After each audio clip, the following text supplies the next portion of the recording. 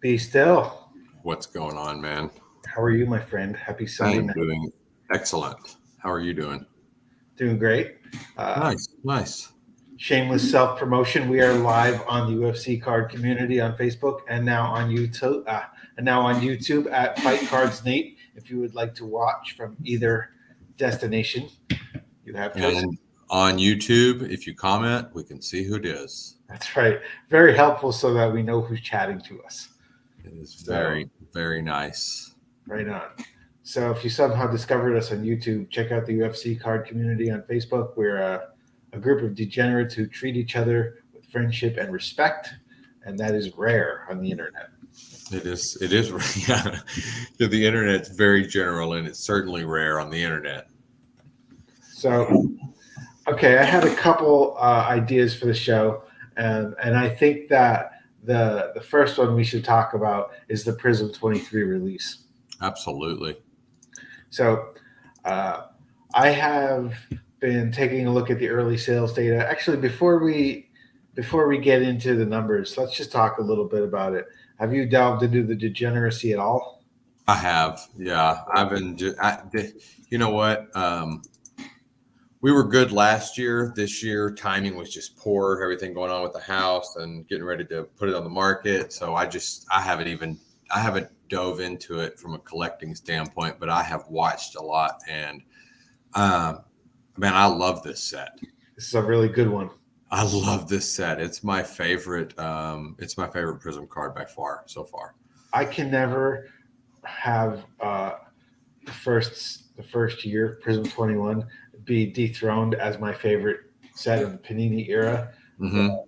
Uh, these designs are symmetrical, and they're like the opposite of Prism 22, right? Prism 22 showed all the flaws of a Panini bad quality control. This one, they're symmetrical. They're the designs are They're busy enough on the edges too yes, that that matters. The design matters. Listen, 22, especially on the horizontals, there was just a lot of real estate on this corners, and boy, you could really tell when things were off center. And and and as you know, you're going to get off centered cards with Panini. I also think that between 21 and 22 there was a lot of, I don't know what the hobby term is, but for me it's set bloat, right? They Hmm. watered down they watered down the checklist and the parallels to the point where it felt like way harder to get a nice to get a strong hobby box, right? Right. And they've done that a little more in this set, but the addition of the blue wave. I think Yes. there are two blue waves per box. Last year, the hypers and the red waves just completely wrecked your ability to get good numbered cards. This year, they took out the cracked ice. They put in blue waves, and we still have your reds and your hypers, but I don't think they've done too much to water down the box this year. Yeah, I liked the cracked ice from last year. However, I agree with you. I think that they took hypers and took cracked ice and thought, hey, they'll buy these as hits. And that wasn't the case. I mean, they're nice cards, but I do think they used it as filler too much. I weirdly, I think that reds look amazing with the extra black that's built into the, because there's a little bit more black on the card this year around the edges, and and I think the blue waves look awesome as well. Yes. So it's just, they're just a perfect design, and So have you picked up any? I have. I went to my LCS, and while we're talking here, I want to see what blowout it's selling them at now. I went to my LCS on Saturday and they were sold out. So I called my Plan B LCS and they were sold out. And I called my Plan C LCS and they were sold out. So they were selling them anywhere between 300 and 350. Um, so blowout, last week they were at 250, right? A week ago. And then they went up to 275. And now blowout has them at 319. So Panini came in low. Panini was selling them for 250 on their website. I tried to get on, and I was having hard time connecting. Hard time connecting is probably because of the Traffic. yeah, and I was also in a spot with bad connection. But I finally got on the site 21 minutes after launch, and they were sold out. But I Okay. don't know how fast they sold out. Sean Foster is here to tell us. They shenan once, they'll shenan again. We love it. We love it. And the people have spoken. Um, yes, the people have spoken. Hezbollah is our king. I'll tell you what, man, they're hot, huh? They're hot. And I think you and I were. I think we probably didn't look at it the same way when we first announced it. But like I said, I have an 11-year-old, and he was all about it. I think it's funny. I'm usually not somebody that likes gimmicky stuff, but I think they're pretty cool little cards. I'd like to have a decently numbered one. They are. They are really cool. I'm wondering if the hype will last because it's very Pokemon. You know what I mean? He's never going to lose a fight, and as long as he's as long as he's not out there beating up more cats. Yeah. I mean, look, I think that oddly that I don't know about this first week's value with what they're selling for, but I would not be surprised if they hold their value better than most because it's a niche, it's a UFC niche pop culture thing. Yeah. And sometimes pop culture things, they just last, man. You really can't explain them. And so, I think it's pretty cool that people are hitting them. I'll tell you one thing that does concern me about this set and what I have seen so far. And I think I told you when we spoke yesterday, I know Rick Dillon bought 4 boxes and got 3 Mojos and a Color Blast. Wow. Yeah. And I'm wondering, because I had said early on last year that it felt like the select blasters were really, really front loaded with hits. And I think that proved to be the case. Yes. And I'm seeing a lot of stuff come out early, not just a lot in small groupings, know. I think somebody else has posted yesterday. He bought 2 boxes and got 2 to 8 octagons. Out of 2 boxes. 2 boxes. Yeah. One in each box. I think there's enough evidence to strongly believe that Panini front loads their stuff. And I've seen a lot of Mojos. Mm-hmm. I didn't finish answering the question. So once I realized I wasn't going to be able to get one in person, I went on Whatnot and I bought one for $350 on Chicken One of One's Whatnot stream, which to me hurt a little bit. Then again, you got to think back to what Prizm 22 and Prizm 21 were priced at. Right. So after taxes and shipping, I ended up paying like $393. But I thought this is going up. You know what I mean? This might be the cheapest I can get a box, and it's pretty close. And then it was meh. I don't even remember what I hit. My colors, my low colors were all veterans. My autos, red legendary signatures to 99. Dean Thomas, that was cool. And then I got an Israel Adesanya silver flashback auto redemption. Okay. But I've seen his cards non-redemptions too. So I think what they did was they put some in and have some as redemptions, which is really weird. So that's probably the best card. I don't know. I'll go see what ends up coming in. I think I got a Meatball Molly Blue Wave, which is cool. That's cool. I'll post them when I get them in. And then I bought into Pick Your Fighter last night. It was a full case break.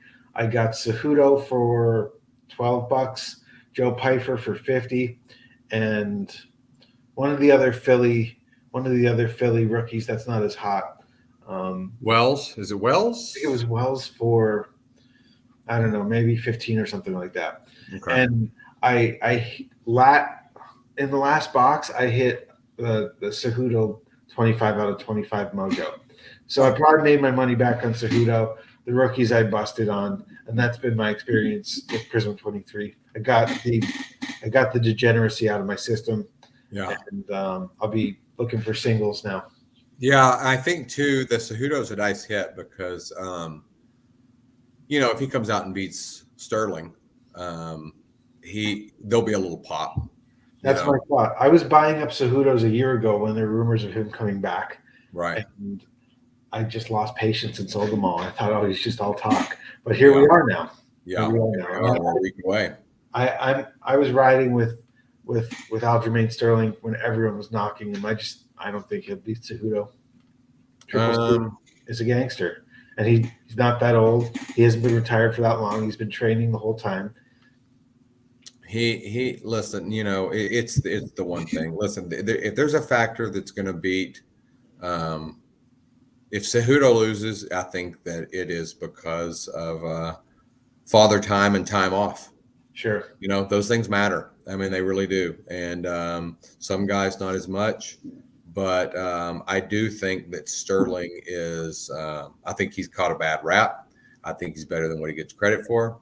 And we'll see. It might be interesting. I have to think. I'm leaning towards Triple C winning that fight. And then to bring it around full circle, if you've recently pulled a mojo of this year's set and you're looking to, fund your degeneracy, that would be probably a good time. Yeah.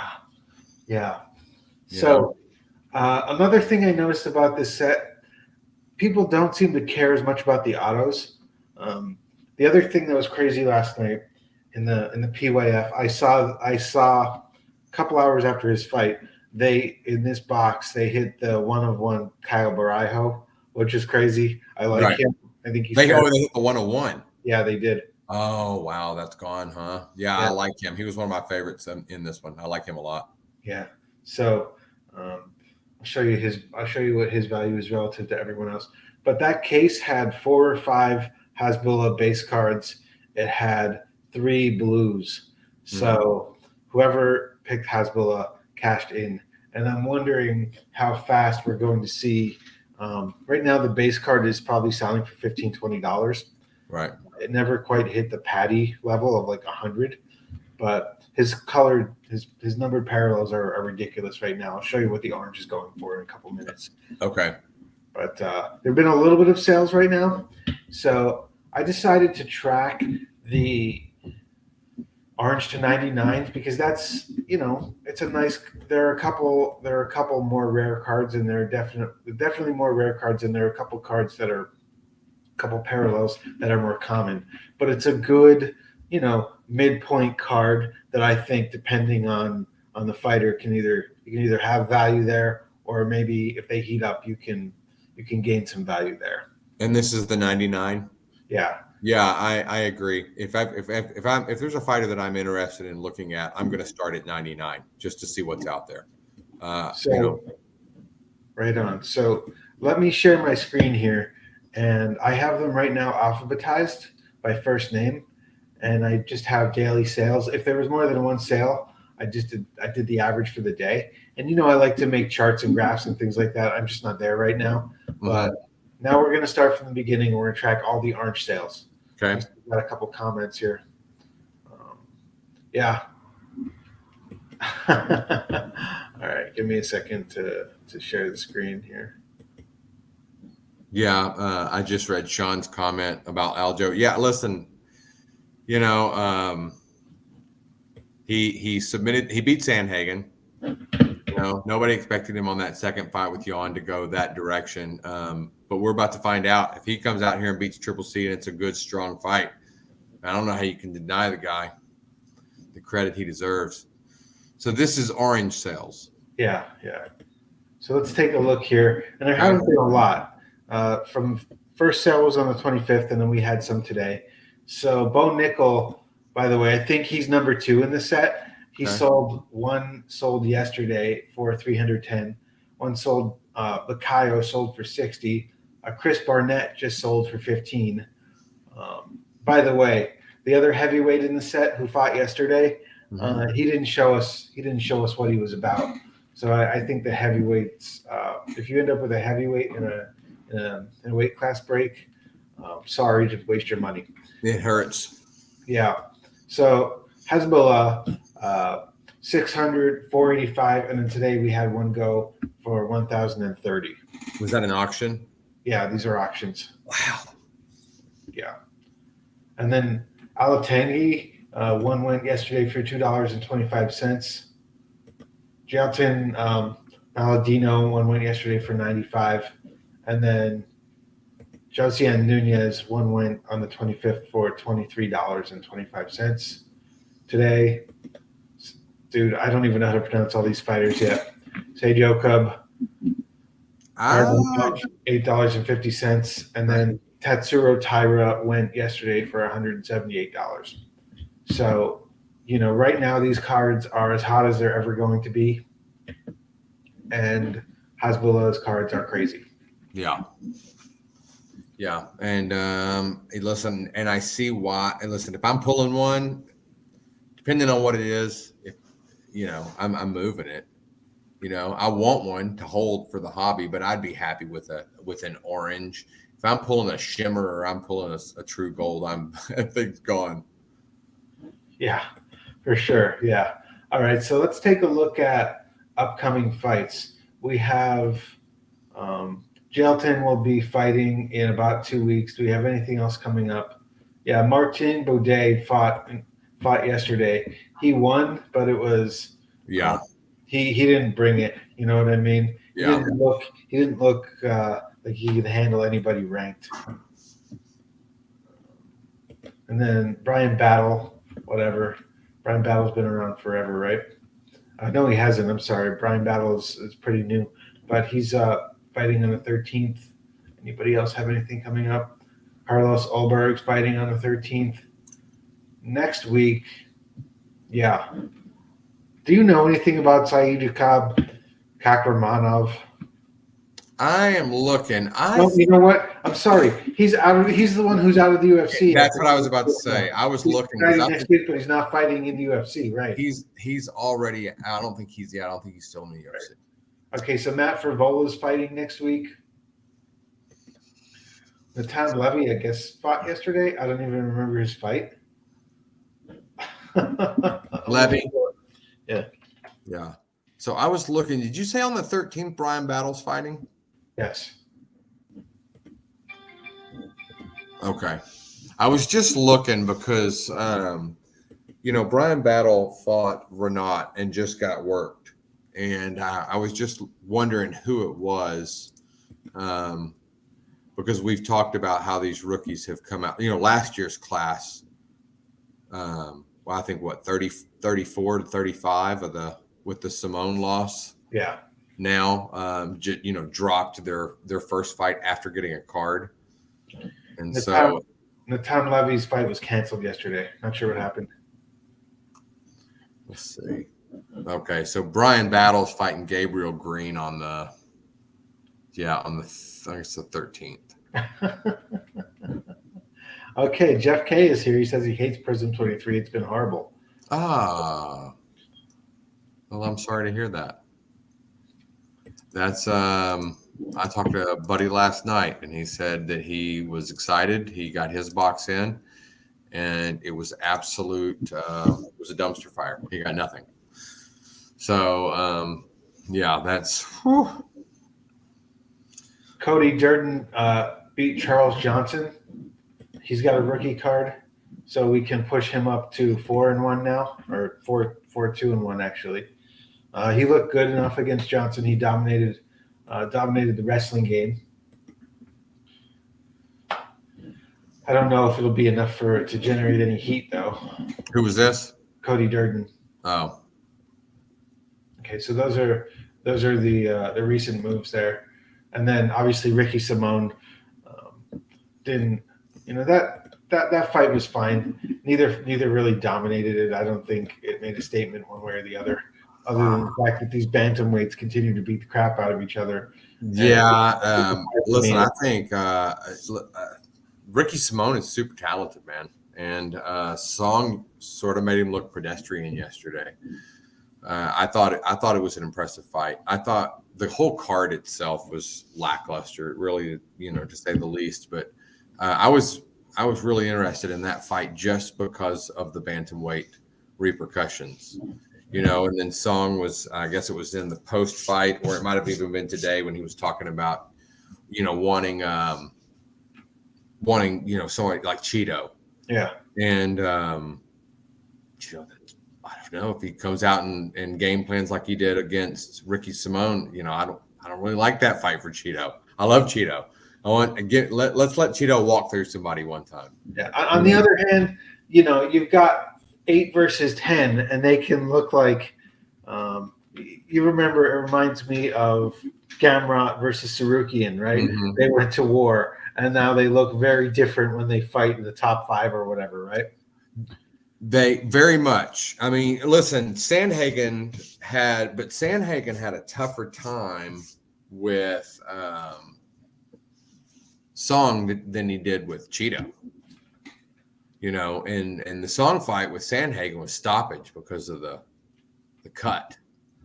And so I listen, the more I look at the more I watch him, I think that he's 25 years old, man. Which blows my mind.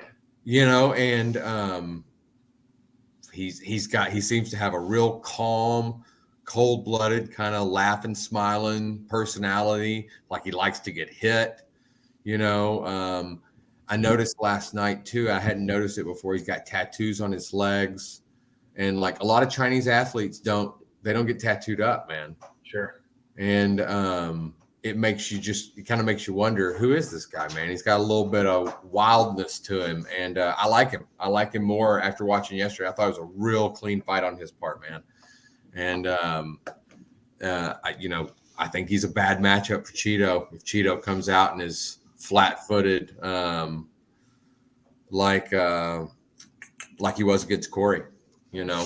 But we'll see. That bantamweight, like you said, they're just beating each other up. And you know, the funny thing is Umar's not even in the mix yet, right?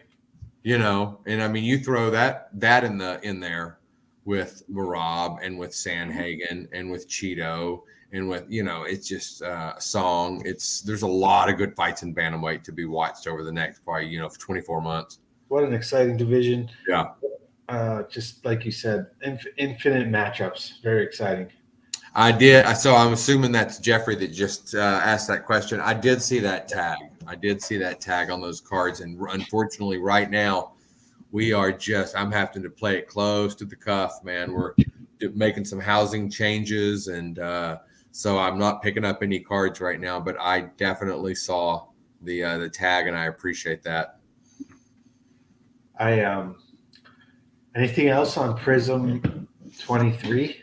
No, I'm looking forward to ripping some. I told B once we get settled in and we kind of know what things are going, we're going to get a couple of hobby boxes, and I don't think anybody wants to sit and watch him go. It'll take him an hour to rip a hobby box. Yeah, we'll probably do 2 or 3 packs at a time on Instagram or something like that, maybe on YouTube. But we're looking forward to it. Maybe we'll hit something. Those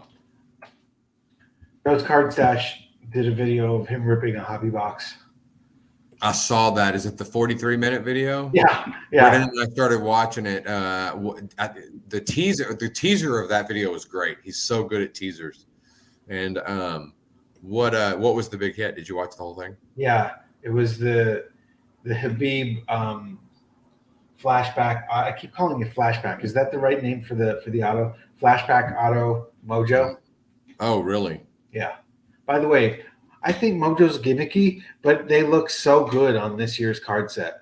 Just the geometry of a more square design for the Prizm and the square, step-like patterns, I think is perfect. I think that the Mojo background doesn't conflict with the format on the front of the card. They kind of go hand in hand. I can't say enough. I love them. I love the set. I said when it first came out and I first saw it that it reminds me of a mezzanine type card from Select, which is my favorite card, and I think they're great. Sean Foster just asked, why not film the whole thing and just show the highlights? That's not a bad idea. Maybe we'll do that, but I will tell you that creates quite a bit more editing for the editor, and Lil B is not the editor. Can we show? Okay. Just get several first off the line where the product is front loaded, where they try to generate hype after that. It's doo-doo. Yeah. Hey, listen, we talked about that before you jumped on here. So shall we shift gears? We've been talking a lot about tag, and my tag cards came in this week. My first submission. I have 2 submissions. The first one came in this week. So maybe we shift gears to talking about tag. Yeah, I think we got quite a bit to talk about. And if there's anybody listening right now, don't let us lose you because I'm telling you, even if it is for a personal, a PC card that you never plan on selling, even if it's a base card, listen, the price is right. And these tag slabs are badass. And the scoring system that they do and what Nate's going to go into, if you're a fan of the hobby, and PSA is the 800-pound gorilla in the room. They're always gonna pull the big bucks. But Nate and I look at this thing with tag, and we've kind of got a little bit of a relationship with these guys, and they seem to be real genuine with the way they're going about doing things. And I think it's interesting. I think they have a design that if it was sustainable for a while, they could really make some noise. Right? I don't see why they couldn't come into the number 2 position if they can scale up. So, a little bit of background on Tag. They have been in business for less than a year. They made their big splash at the Burbank show at the end of last summer. And my first impression, they had this huge booth off in one corner of the hotel lobby, the hotel hallway, whatever. And I was like, what is this all about? Right? I don't know anything about this company. And I was a little bit skeptical. And then at the second Burbank show, they had more of a presence. And you and Lil B went up to them and kind of found out what they're all about and had a conversation. And the way they treated you and Lil B and what I've seen from them, the communication they've had with us, our little section of the hobby, I feel really good about them.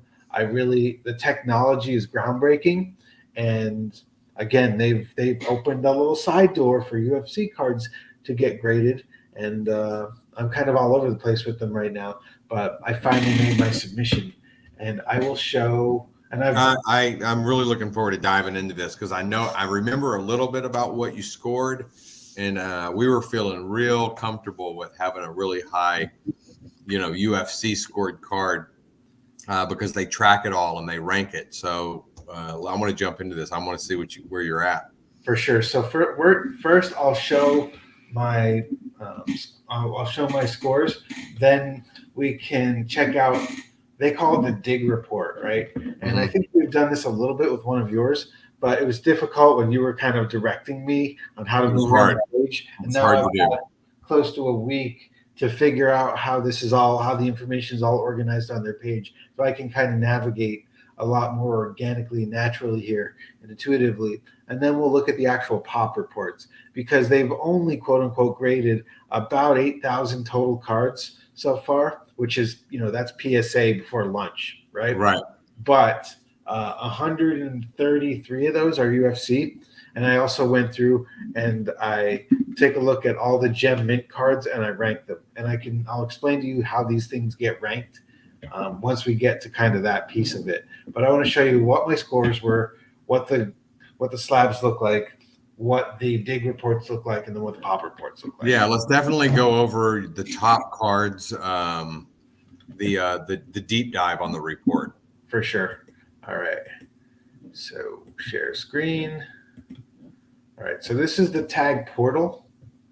It's a little bit, we're sharing our screen here, so it's a little bit tricky to see that. I sent in, and by the way, right now they only do drop windows periodically where you can choose a 5-card or a 10-card submission, $14 a card plus shipping, and then they send you the submission kit. You send it back, and it doesn't cost you any money to send your cards to them. But you pay for the return shipping. So for 5 cards for me, it was $84. Hold on one second. Let's touch on this real quick. I'm assuming this is Jeffrey because I don't see how knowing the order your card was graded as beneficial unless you're the first one. Sure.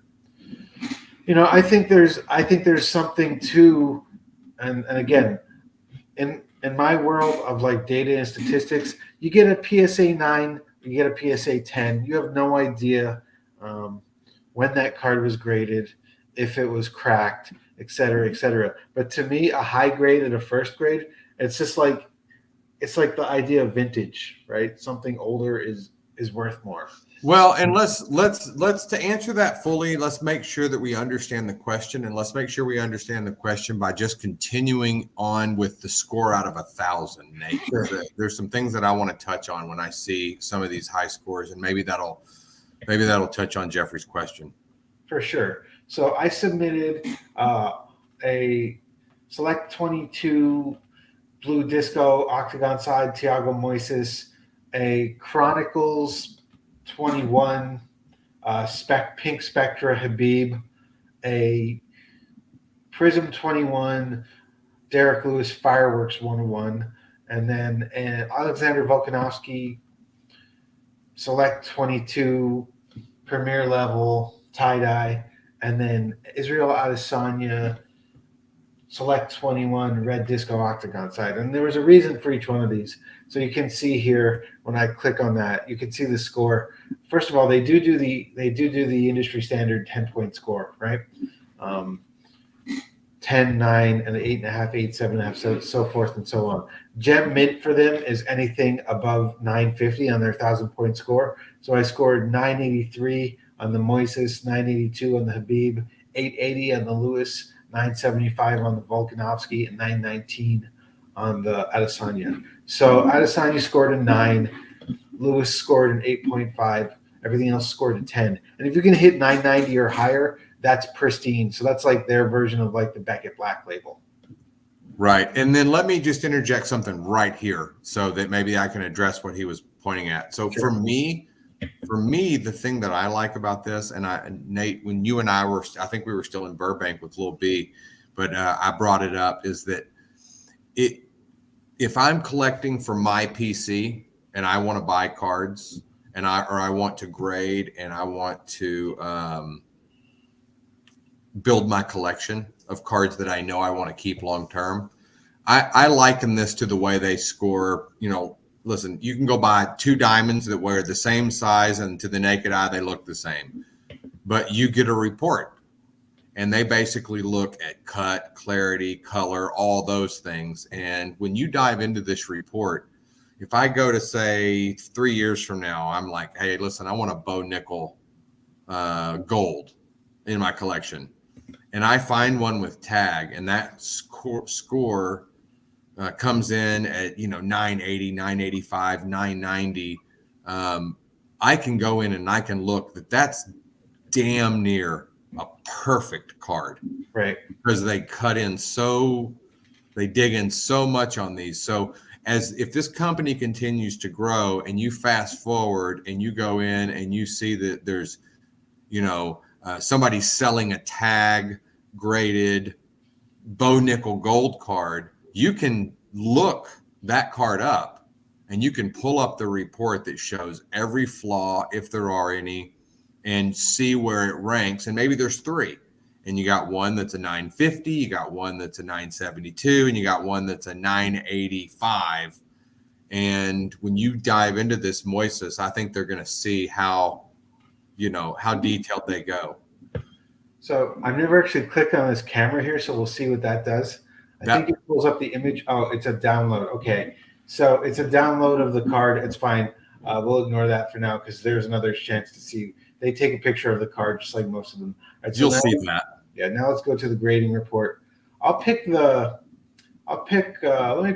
the Adesanya because it's got some more flaws to expose. Perfect. Yeah. So what did that come in at? 919? Yeah. Okay.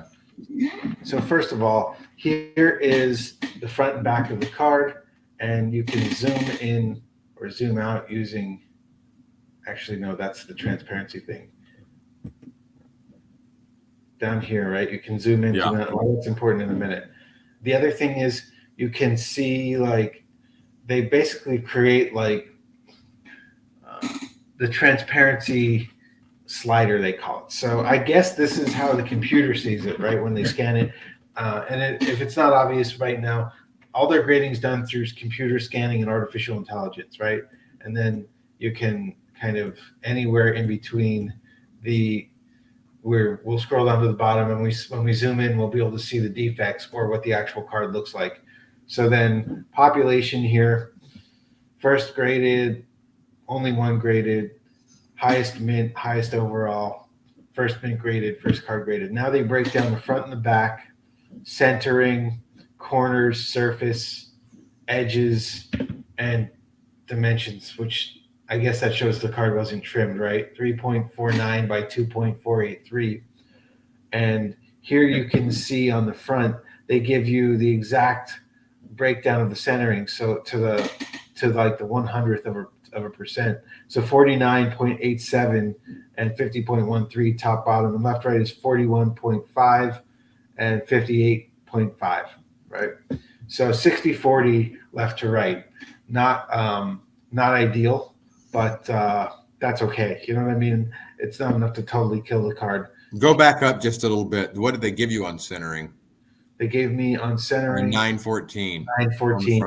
Okay. Yeah, which is on the front, which is probably what dragged the score way down because that's the lowest. That's the lowest. Yeah, because look, there are not there on there's the centering was the issue because they show the scratches and the print lines here, and there weren't that many. So on the front, we had one scratch, and you click on that, and it will take you right to that region. So if you scroll out, you can see it was right down in the corner by where it says UFC, somewhere down in this region. And if you scroll in, you should be able to find it here.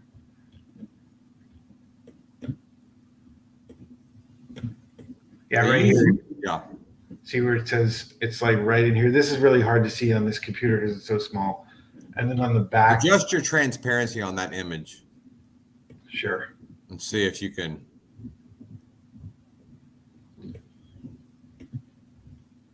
So they show. So regardless, tie it back to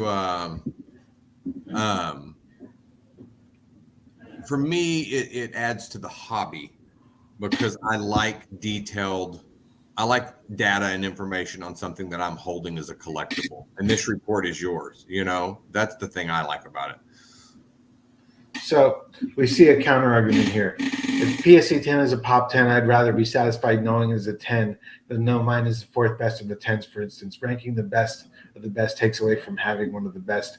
You know, I think that when Beckett tried to change its grading scale, everyone lost their minds because everyone wants a 10, right? And that's going to blow everything up. But, you know, we've had people say, like, why is that a 10? And to me, the more data you can get, the more, the easier it is to justify a price in the marketplace, right? A PSA 10 versus a PSA 9, you can have barely a 9 or a pristine 10, and you either get a 9 or a 10. And that's why I like the measurability. I completely understand the argument, and but I geek out on things like this, and it's one of those things. And listen, I just think everything from the submission kit that they send you, it's nice, it's fun to sit down and relax. They send you all the materials. It was an enjoyable. We just sent off 10. We just did a 10 card submission, and so for me, it's enjoyable. It adds to the hobby, and I'm curious to know when these come back that I can dig in and see exactly where flaws on cards are. Yeah, and then this is the picture they show you. Now these are actually, they do it in a black background. These are actually clear slabs, and there is no flip label. Yeah. The information is printed directly onto the slab on the inside of the slab, so it won't scratch off, right? So you've got your standard 9 mint, and then you've got your tag grade of 919, and then like your tag serial number here. And again, you can point your phone at this, and it'll take you right to the report. Yeah, here's the information, and then that's what it looks like on the back. So yeah, I think if you want to try and send in this Adesanya and beat it, it's a fun little game we can play. And here's what I like about, for instance, one of ones. I used to say you don't have to grade a 101, which is true, but A, to protect it, and B, to provide distinction, to be able to say in a world where, there are 600 one-of-ones in Immaculate 2022, right? How do you compare apples to apples? Well, this one-of-one is got a higher grade, whether it's PSA, Beckett, SGC, tag, whatever, than the others. That can add value and some level of distinction. So looking at the big companies, right? PSA is always going to be PSA. Beckett was number two, but we could do a whole episode, a whole show on why Beckett is losing credibility and losing market share with the hobby. SGC, I'm not sure if they're number two or number three right now, but when PSA had super long waits and was insanely expensive, SGC made sense. But their pop reports are outdated. I like the tuxedo, great for PC, but again, they're eyeballing it just like a lot of the other companies. There are a couple of other companies that are doing the artificial intelligence thing too, but they haven't quite made the splash in the hobby, and they haven't been as as communicative with our little niche as Right. has been, and that's why we're so excited about them. So I used to be a diehard SGC, but I just don't see it anymore. Their pop reports are you can't even they don't even have QR codes on their slabs. Now I'm so confused. Nate keeps saying number two. Back to concentrating. I don't know what you're talking about. I'm doing my best here. Do I have a weird verbal tick that I don't know about? So anyway, I'm gonna try to do better. I'm sorry. Where Hey, was go I? back. Show me the moistness. I want to see it. For sure. Okay. So sorry, I accidentally closed the window there. And so I can see them if they can ramp up, coming in at number two. Like I said, right now they just don't seem to have the capacity. By the way, 983 is the second best UFC grade of any UFC card graded. Woot. Yeah, I listen. I am. I agree. If you're going to grade a card for not concerned with the resale and maximizing the difference between another grader and PSA, and you're doing it for collection, man, send some in. These things are fun to get. The way they come packaged as well is you basically have to rip them again. So they come individually packaged in black cello packs, and you basically rip the cards open, see the score. Now you can see in advance if you go to the pop report or the dig report, but that's a nice card. 983. So our Aspinall auto is a 980, and he said when we got it back in Burbank, he's like 980 is a really, really solid score. We just don't see him very often. Yeah. So let me show you all the pop report. It's really easy to navigate. It goes by sport. You just click on UFC, and then by year, total number of sets, total items, total graded. And then you can click on, so the most graded was 2022, right? I love the woot. And who doesn't love the woot? So then this is pretty standard, right? I'll show you the Bryce Mitchell, which is the highest graded. 10p means pristine. And by the way, they did change their grading scale sometime around the beginning of 2023. So I'll show you my chart in a couple minutes. So there's one that that's actually Prizm 21 that was 10p, but it wouldn't meet pristine in the new. Oh, you know what? This isn't right. It wouldn't meet pristine standards under the new system. So check this out. Somebody sent in. Give me a second here. Ah, yes. Okay. Somebody sent in like a whole bunch of Bryce Mitchell base cards and then silvers. So they sent like 10 Bryce Mitchells in, and you can see here there's someone in Florida, right? And here are the three grades: 989. This is really small, guys. I'm sorry. 989, 986, and 970. So all three gemmed, and 989 is the highest grade of any UFC card that's been graded. I'm a nerd, so I went through all this stuff and checked it out. And then you can see here they did the same person sent in like 7, and you can see 982 all the way down to 940, and 940, and you need to hit 950 or higher to get gem mint. So it shows you where everything was graded. So somebody from Florida did this, right? And they don't, there's probably 5 of us who are responsible for like 25% of the pop report or something like that. Right. But because out of 133 cards, when you have submitting 5 or 10 at a time, right? Well, Anyway, I'll tell you, since the guys that Lil B keeps up with on Instagram that were in California, and it definitely has more a better burn on Instagram than it does on Facebook. yeah. A lot of those California guys that we met, and a lot of other UFC only collectors on Instagram seem to have kind of jumped on it. So, and they listen, they've been cool with us. I mean, I told you the other day when we were talking, I think we may be a week or two, hopefully, of coordinating something with either getting Ian or potentially the CEO, who's a huge UFC fan, of Tag on here.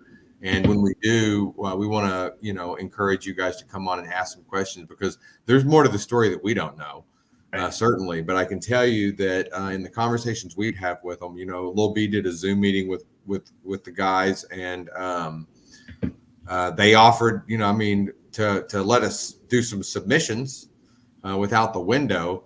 But there's no, I wish there was, but there's no money exchange hands. We just have been, I've just really been blown away with how cool they were about the UFC. They're really wanting to get into that niche. One of the reasons I was so skeptical in the beginning was because their marketing is insane, right? So not at all organic.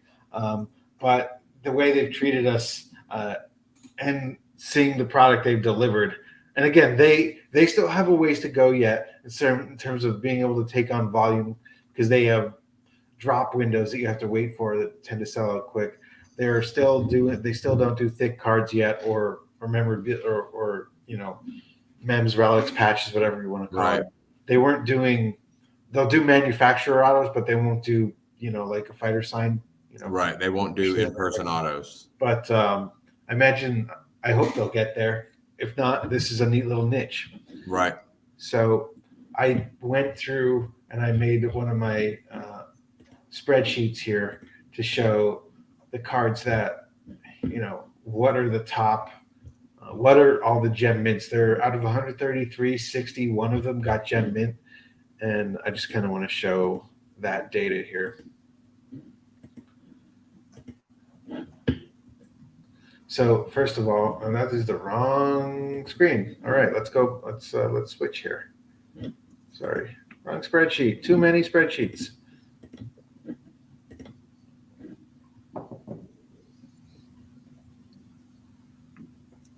By the way, if there is, I think Sean's still on here, and I think Jeffrey's probably still on here. But listen, if you guys are interested in trying, let me know, because we kind of worked out a deal where we've got I've got some submissions available without the window, and I'm sure Brennan would be happy to kick one of those over to one of you guys if y'all wanted to use a 5-card submission on Brennan's behalf, and get them in. I mean, $14 plus shipping. it's a lot of fun. So, and I've got more I could send in if you want to send in like less than 5. Yeah, you can split with me. There's more I want to send in. I don't know. I think I'm waiting for somebody to kind of split. Yeah, or if someone wants to throw one card in, we can do that too. So starting with the high grade here. Here's the Thug Nasty that I showed you. Mm-hmm. And then the bolds are my card. Look at me with my Moises and my Habib ranked number 3 and 4 out of all the cards graded. And then where am I? What cards did you have? Oh, right there. I'm the Aspinall. Let's see. So one of the Aspinalls is yours. 980. You're like number 980. 7. Yeah, you're number 7. So, and then Marab White Sparkle. 970 970 something. 970 something. That's helpful. Oh, right at 977. You're number 9. Okay. There you go. So I'm So 9 and 7. yeah. So the only one that is graded pristine is this Kevin Holland Mm-hmm. silver rookie card from Prizm 21, but that wouldn't be pristine under the new grading scale. So Mm-hmm. what they did is they updated their grading scale and they said, if you want to send it back, we'll reslab it. Some did, some didn't. I'm not sure how that translates in the pop report. Mm-hmm. And then the old scale would give you pristine at, I guess, 920 or something like Mm-hmm. that. So there are about 10 cards here that wouldn't be pristine under the new ones. And then the first graded UFC cards from Tag were on August 25th.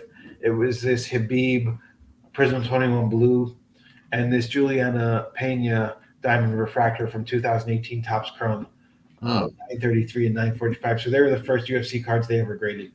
So that's Well, and basically I'm looking here too because you and I were talking the other day. It looks like I see on 50 a Pride Fedor card.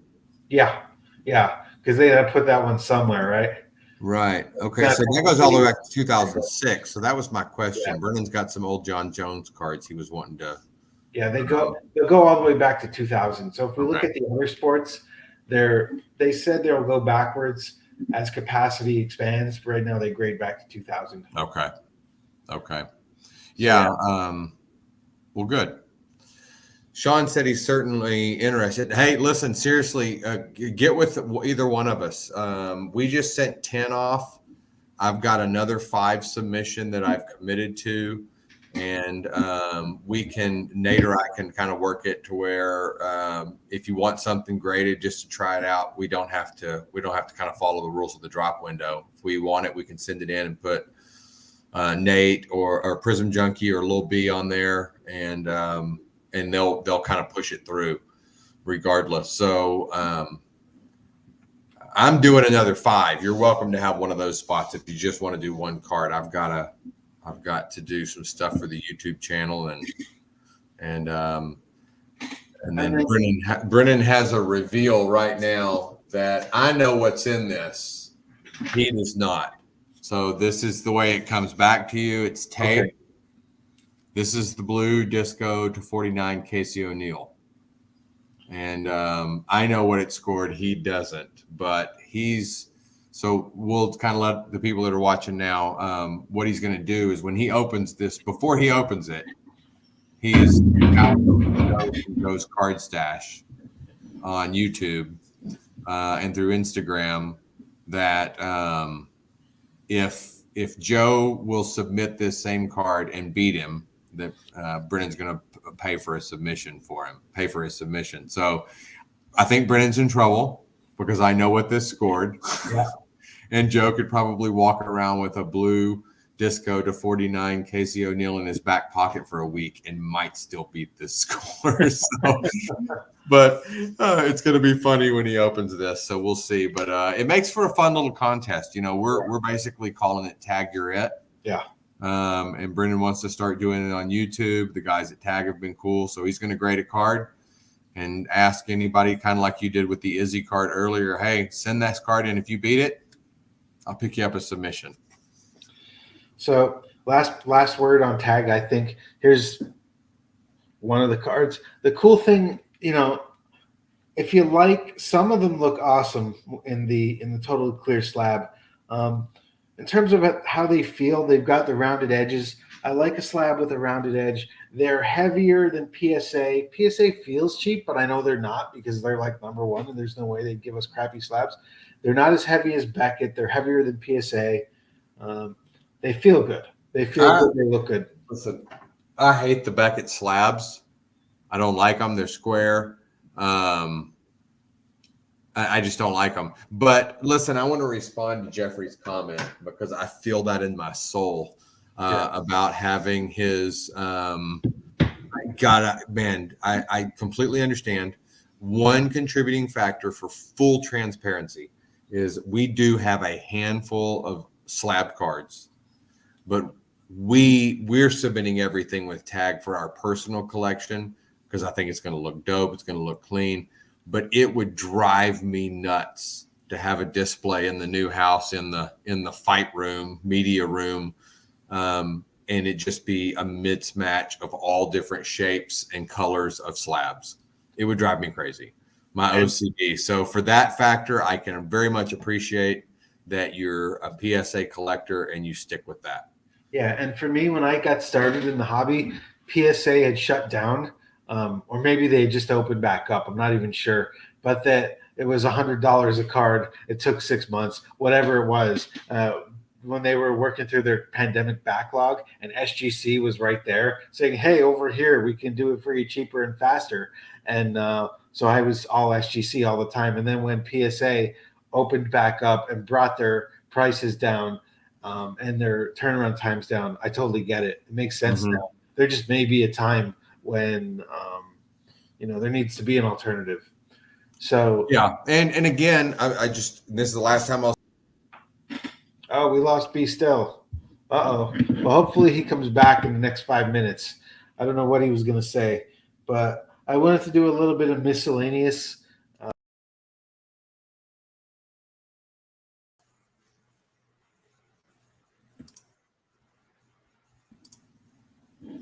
What happened here? We switched sides. Did you knock me out? I don't know what happened. Anyways, Anyway, what I was gonna say is shit, I don't even remember, man. Technical difficulties. You said I'll say it one more time. I had one more thing I wanted to let people know about before we log out here. And then if you remember what you were going to say, that's great. If not, next week I'll live. Yeah. I do a little. I've been doing a little bit of through the mail, try to get the fighter to sign my cards. Mm-hmm. Here's my Cheeto Vera. Right? Nice. Yep. I found out, because of our relationship with Joe from Joe's Card Stash. If you're not following him on YouTube, please do it. He's amazing. He makes the best videos. He's a great guy, man. He's really, really cool. So he's a photographer for RUCA. I used to think it was called RVCA, which is located in Orange County. And Cheeto Vera's, they've got like 4 or 5 fighters signed in endorsement deals. And Cheeto goes over there and trains. So I found out about that. I sent this to Cheeto at Cara RVCA in Costa Mesa about 2 or 3 weeks ago, and he sent it back signed. So that was cool. And I've got this Wonder Boy Giga from Huntington Beach, Chikadze. In person, I got Dariush, and in person, I got who did I get? Oh my goodness, help me! It doesn't matter. The Armenian. Armin. Yeah, European. Yeah. So I'm very excited. If you want to get a Cheeto card, send it to RVCA in Costa Mesa. I set up a little Facebook page for through the mail autographs. There's like 30 people on it, and I just post when one comes in. I say when I sent it, where I sent it, when it came back, and any notes about the process, about sending it and getting it back. It is pronounced Ruka. Yes, it is. Rukaware. Yeah, exactly. I did not know, right? Now we know. So I'm really excited that it came back fast with my silver marker. Oh, and I also have Chase Hooper. So I always write a little note saying why I like them, why I root for them. And Chase wrote me a little note back. After you sent that to Wonder Boy, because Brennan's a big Wonder Boy fan, and we're gonna send that out with a little letter and one of his little Corner Kid business cards, and just say, hey, please give me a follow, and huge fan. And so I love that idea. We should do a whole other episode on and where or not a whole episode, but at least touch on that more in detail. Yeah. And maybe even start a database for where some of these gyms, the contact information, where you can mail it. Dude, don't feel stupid. I did too, because it's a V. It's RVCA, right? It's a V. And one of their logos is just VA. You know what I'm saying? It's like, I didn't know. But no, the part of it is they get so much fan mail, I'm sure, and who knows. I wouldn't want to spend all day signing crap and sending it back to people, but I feel rejected when it doesn't come back, and I feel good when it does. So I'm super excited this one came back. Yeah, well, that's it, and apparently Cheeto's real good about signing stuff. When Joe came out to Burbank to interview you and Lil B and the guys from UFC Cardboard. I can't remember the name, but the guys that were beside you. Yeah, MMA Cardboard LLC, right? Yeah, he brought a signed Cheeto card and gave it to Brennan, and he said he just caught him on the way out, and it was in the parking lot. So apparently he'll sign pretty ever. Dumbest you ever. Hey Sean, let me tell you, I thought it was RVCA too, but I also have a kid that,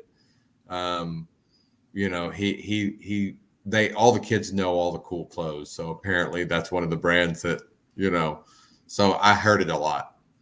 Otherwise I would have never guessed. So what is coming up with the Corner Kid? We just got the format down. We got questions sent out. We're going to go a little bit different direction because right now we kind of have run out of wax to rip. We got a few more. We got some optic blasters, some select blasters left to do yet that are still sitting over here. I can't believe I sit on wax in my house and don't rip it, but we are going to start 10 questions with the Corner Kid. So yourself, obviously you volunteered to sit in with Brennan, let him badger you on 10 questions regarding the hobby and the sport. Justin Adams that works up at Looters, he is Kevin Holland's corner guy. He is super tight with Brennan, and he's agreed to do it. Kevin Fernandez from UFC Prizm Cards. Brennan's got some questions about doing breaks and live streams and all that kind of stuff. So he's been gracious enough. He seems to be pretty excited, and a handful of other people. So there is a fighter name in the mix that's been floating around for a while that said he'd be happy to hop on with Lil B. So we're going to start this format of 10 questions with the Corner Kid. So those are going to be hopefully be the videos coming up here in the next 2 weeks. Exciting. Okay, B. Still, we have eclipsed our hour, but that's okay because there's no obligation to go short or go long. So, anything else you want to bring up before we? We got a good one coming up. We do. Yeah, I'm excited. You got. Let me just run through it real quick. Obviously, you have the Cejudo and Sterling. Muhammad and Burns. Burns Muhammad. Andrade and Jonan. I think that Andrade bounces back. I think that this is a real bad fight for Bryce Mitchell. And I like Bryce. I think getting Movzar after getting Ilya when he was supposed to have Movzar at the Ilya fight, and he was talking a lot of shit. I think Movzar's probably just been waiting. You got Dober and Fremola. This is a great card, man. Chaos Williams is fighting again. Marina Rodriguez, I love her. She's super technical. This is a good card. I'm excited. Yes. So we'll have a lot to talk about and review next week. Indeed. Okay. Well, let us enjoy our weeks, and everybody, good luck out there in the world of Prizm 23. I hope you all get some good hits. And listen, man, best of luck if you're ripping it. Good luck. If you're buying singles, shop hard. Yeah, be patient. Rip responsibly. The hobby boxes are going to be more expensive next week. I imagine at some point they'll hit their kind of equilibrium point and level off. But all right, enjoy your hobbies, my friends, and be still. I'll talk to you soon. Absolutely, Thanks, man. Have a great Monday. For sticking with us. We enjoy this, and we're always trying to, add a little something new every week and do better. And I will not say dumb shit as much. All right. Well, just don't say number 2. Number 2. Okay. I have no idea what he's talking about. I'll have to watch this back. Okay. Bye.